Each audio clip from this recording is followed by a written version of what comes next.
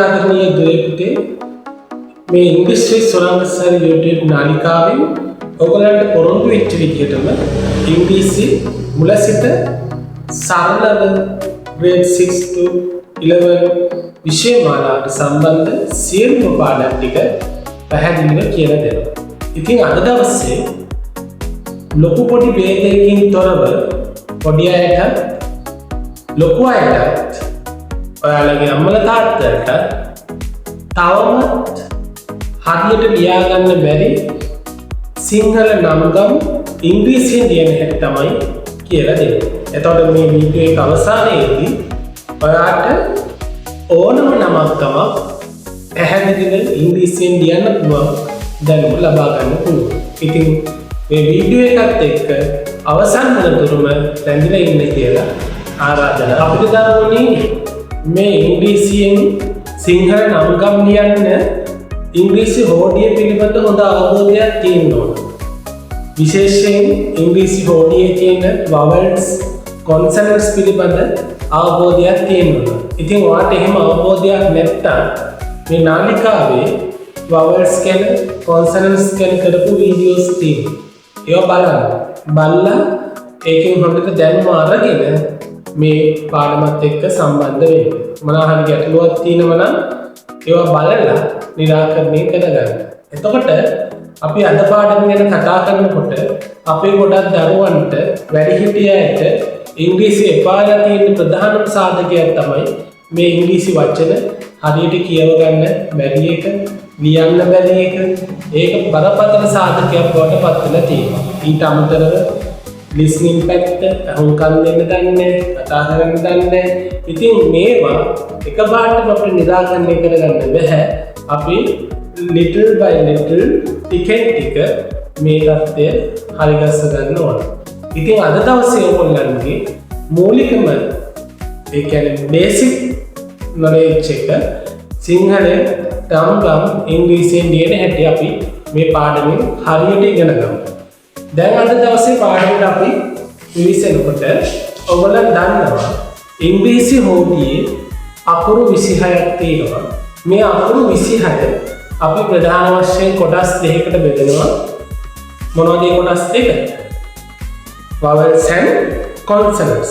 එතකොට ඔයගොල්ලෝ මතක තියාගන්න ඕනම භාෂාවක ශබ්දයක් උත්පාදනය වෙන්නේ සවුන්ඩ් සිස්ටම් එක හැදෙන්නේ මේ ව්‍යංජන අකුරුයි ස්වර අකුරුයි එකිනෙකට සම්බන්ධ වුණාට පස්සේ එහෙම සම්බන්ධ වෙලා තමයි අපිට සවුන්ඩ් එක ලබා දෙන්නේ. ඒතකොට මේ ඉංග්‍රීසි භාෂාවෙත් ඒ වගේ තමයි මේ කොන්සනන්ට් සවුන්ඩ්යි වවල් සවුන්ඩ්යි එකට එකතු වෙලා තමයි ශබ්දය නිෂ්පාදනය කරන්නේ. ඉතින් අපි බලමු ස්ටෙප් බයි ස්ටෙප් හරිම පැහැදිලිව සරලව කොහොමද ඔයගොල්ලෝ මේ පාඩමට අවතීර්ණ වෙන්නේ කියලා. එතකොට මම ඔයගොල්ලන්ට කියලා දෙන්න ඉංග්‍රීසි භාෂාවේ consonants letters අපි ගන්නවා 21ක් තියෙනවා කියලා. vowel letters තියෙනවා 5. එතකොට මේ vowel sounds and consonant sounds එකට එකතු වෙලා produce කරනවා sound එක. ඒ sound එක උපයෝගයෙන් තමයි අපි වචන හදන්නේ. අපි බලමු මෙන්න මේ විදිහට ඔයගොල්ලෝ අවබෝධ කරගන්න. එතකොට පුතේ ව්‍යංජන අක්ෂර ටික අපිට මේ පැත්තට ගන්න පුළුවන් ව්‍යංජන අක්ෂර ටික. අපි ගත්තොත් පළවෙනි ව්‍යංජන අක්ෂරය තමයි B. ඊට පස්සේ ඉංග්‍රීසියෙන් අපි සිංහල නම් ගම් කියනකොට අපිට C අකුර අවශ්‍ය වෙන්නේ නැහැ. C අකුර දාලා අපි නම් ගම් ලියන්නේ නැහැ. ඒ හින්දා අපි C අකුර අයින් කරලා අපි ගන්නවා ඊළඟට D අකුර. B C නෑ D ඊට පස්සේ F G H J K L M N P Q අකුර අපි නම් ගම් භාවිතයට යොදා ගන්නේ නැහැ. ඒතකොට අපි ඉඳලා Q අකුර අයින් කරනවා. මම මේ P ලියන්නම් මේ පැත්තෙන් P Q Q නෑ R S T V W X අකුර අරගෙන අපි නම් ගම හදන්නේ එහෙනම් X අකුර අයින් කරනවා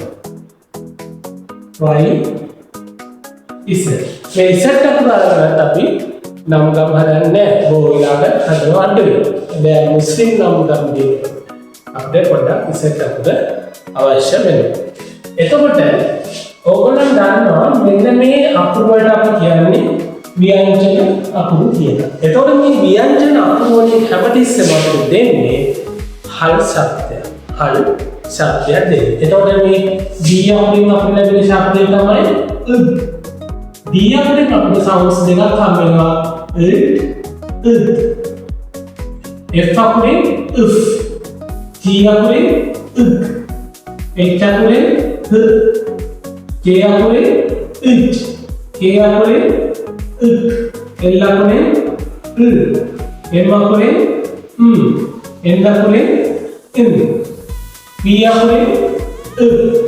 R අකුරින් උ. S අකුරින් ඉස්. T අකුරින් උට්. V අකුරින් W අකුරින් Y අකුරින් E.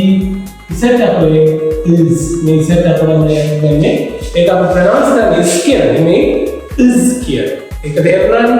එතකොට දැන් අපි බලමු මෙන්න මේ ව්‍යංජන අකුරුත් එක්ක ස්වර අකුරු එකතු කරලා තමයි අපිට සවුන්ඩ් එක හදා ගන්න වෙන්නේ. එතකොට ඔයගොල්ලෝ දන්නවා ඉංග්‍රීසි භාෂාවේ ස්වර අකුරු පහක් තියෙනවා. මොනවද ඒ ස්වර අකුරු පහ?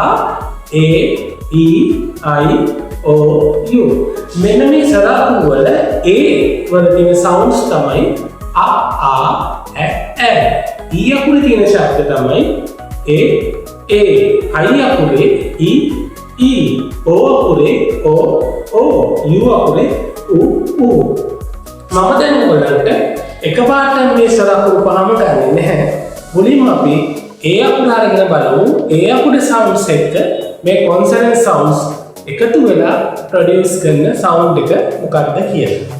එතකොට අපි ගත්තොත් A අකුරේ ඔයගොල්ලන් දන්නවා සවුන්ඩ්ස් තියෙනවා ආ ඇ අපි සිංහල සවුන්ඩ් නම් හදනකොට A අකුරේ අපිට අවශ්‍ය වෙන්නේ ආ කියන ශබ්ද දෙක විතරයි. අපි අනිත් දෙක අයින් කරලා දානවා ඇ හම්බෙන්නේ අපිට වෙන අකුරකින් අපි A අකුර අපිට ඇ සවුන්ඩ්ස් ගැන කතා කරනවා. දැන් මෙතන ඔයගොල්ලෝ බලන්න හදියට අවබෝධ කරගන්න. මේක ලොකු පොඩි වේගයක් නෑ. ලොකු අය grade 3 වල ඉඳලා නම් දරුවෙක්ට පුළුවන් මේ පාඩමට සහභාගී වෙන්න. grade 6 වල දරුවෙක්ට පුළුවන් 7 8 9 10 11 ඕනම දරුවෙක්ට ඔයගොල්ලන්ගේ දෙමව්පියෙක්ට උනත් මේක හදියට උන්ට ගන්න තියෙනවා. දෙමව්පියෝ දැනගත්තු නම් ගොඩක් වටිනවා දරුවන්ට පහසුවෙන් කියලා දෙන්න පුළුවන් වෙන නිසා. ඉතින් මෙතනදී අපි මේ B අකුර තියෙන්නේ උන්නේ මම ඔයගලන්ට පෙන්නන්නම් මේ දෙන්න කොහොමද හැදෙන්නේ කියලා. දැන් මේ උප් අකුරට එකතු වෙනවා මෙතන තියෙන ආ ශබ්දය. එතකොට ආ මේක එකතු වුණාට පස්සේ අපිට වෙන ශබ්දය තමයි මොකද්ද? ආ බා. අපිට හම් වෙන ශබ්දය තමයි බා. එතකොට උප් අකුරයි ආ අකුරයි එකතු වුණාම ආ බා. එතකොට මෙන්න බලන්න. කොන්සනන්ට් ලෙටර්ස් වලට ව්‍යංජන අකුරු වලට ස්වර ශබ්ද වල A අකුරේ ශබ්ද දෙක එකතු වුණාම අපිට හැමතිස්සෙම හැදෙන්නේ ආ ශබ්දේ ආ ශබ්දේ. එතකොට B අකුරයි A අකුරයි එකට එකතු වුණාම හැදෙනවා මොකද්ද? B අකුරයි A අකුරයි එකට එකතු වුණාම බා බා සවුන්ඩ්ස් දෙකක් හැදෙනවා. බා බා. හරිම ලේසි.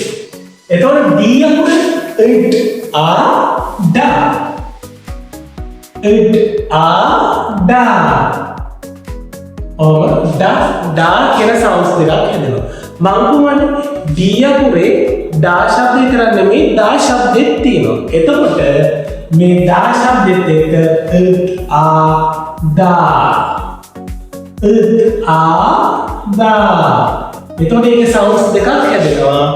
da da da da අදිදේශී නේද? පැහැදිලි නේද? D අකුරේ da da da da ඔන්න මම ඒක පොත්පත් ගෙවන පොඩි සවුන්ඩ්ස් දෙකක් තියෙන හින්දා ඔයගොල්ලන්ට මතක් වෙන්න. ඩා ඊට පස්සේ F අකුරේ ෆා ඊට පස්සේ G අකුරෙන් හරිම ලේසියි. මාත් එක්ක කියන්න ඕගොල්ලෝ ගා H අකුරෙන් හරි ශබ්දයක් තියෙන හ කියලා. එතකොට හා දැන් ඔයාලට ලේසියි. දැන් අර අපි ශබ්ද එකතු කරගෙන ඉන්න ඕනේ පහසුම ලියන්න පුළුවන් දන්න හින්දා.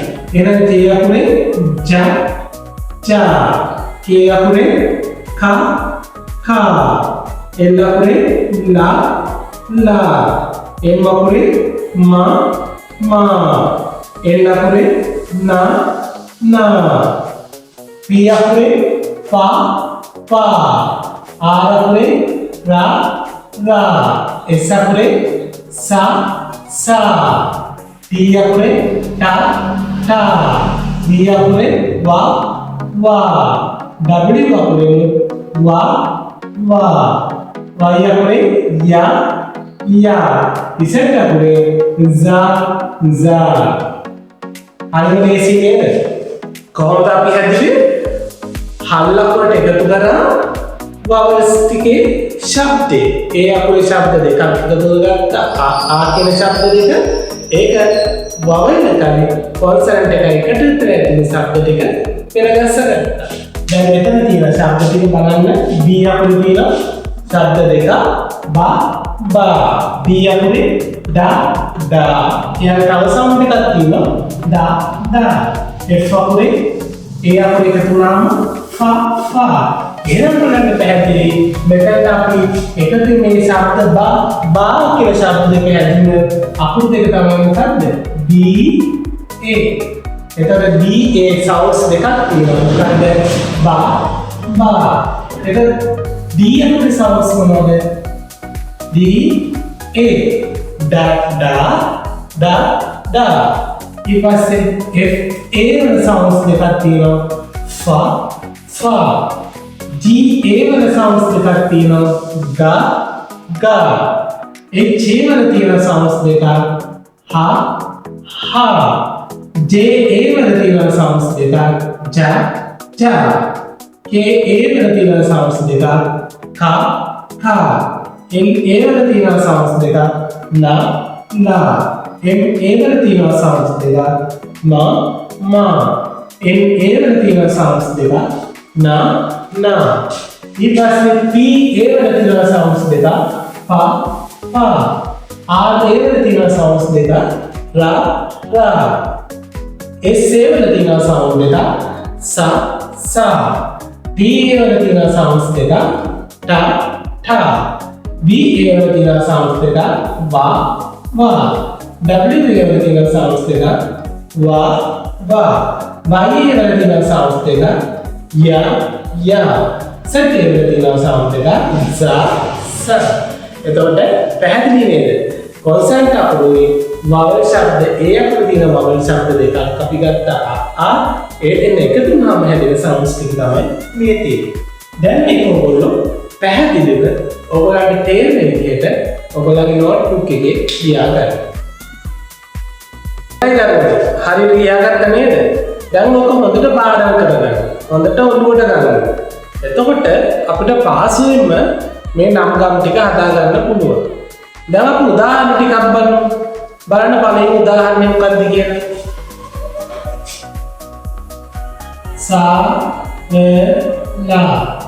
සරලා.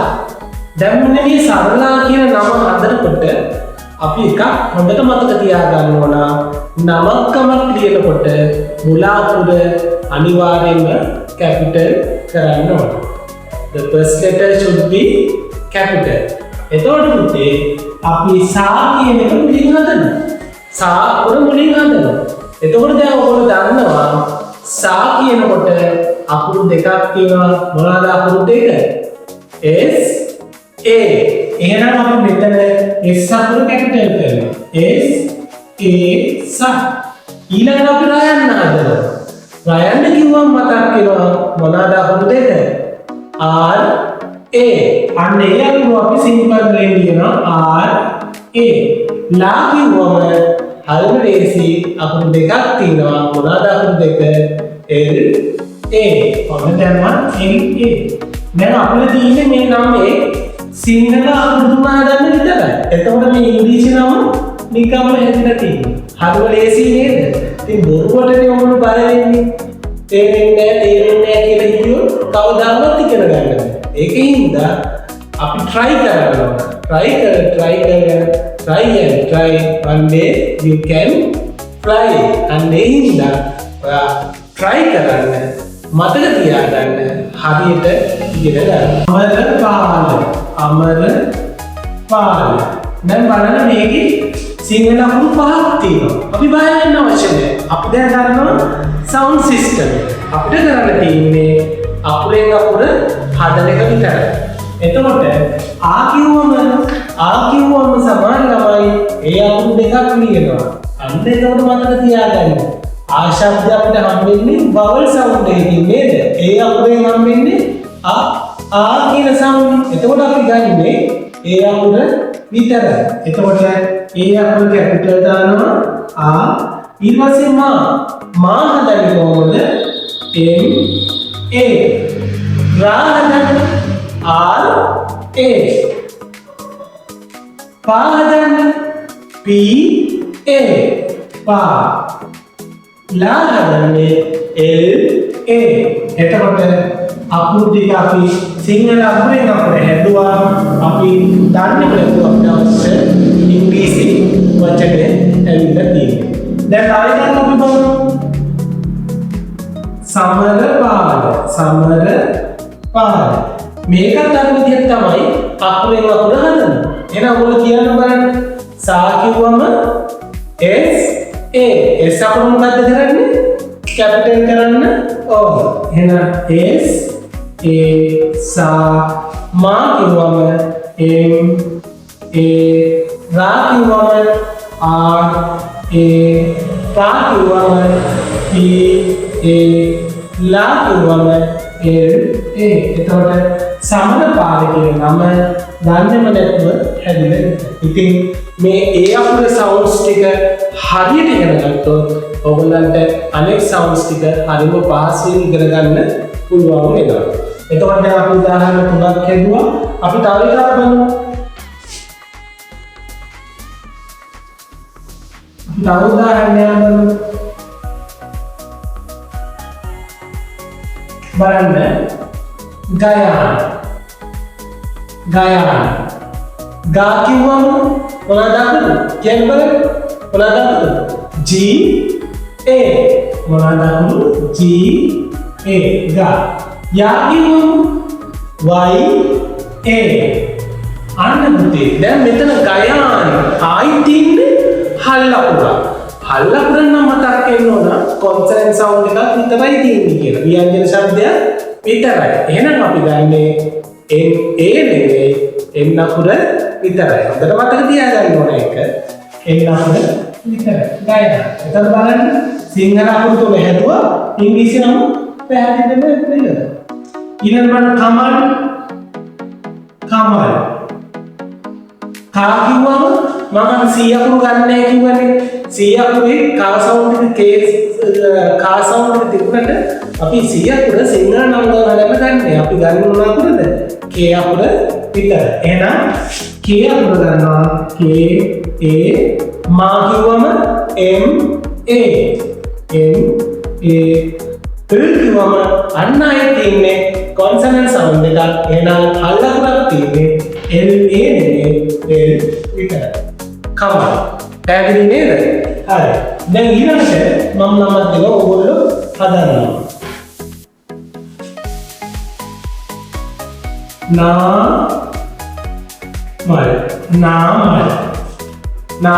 කියන්න බලන්න. නා කිව්වම මොකද්ද? N A. N අකුර මොකක් කරන්න ඕනද?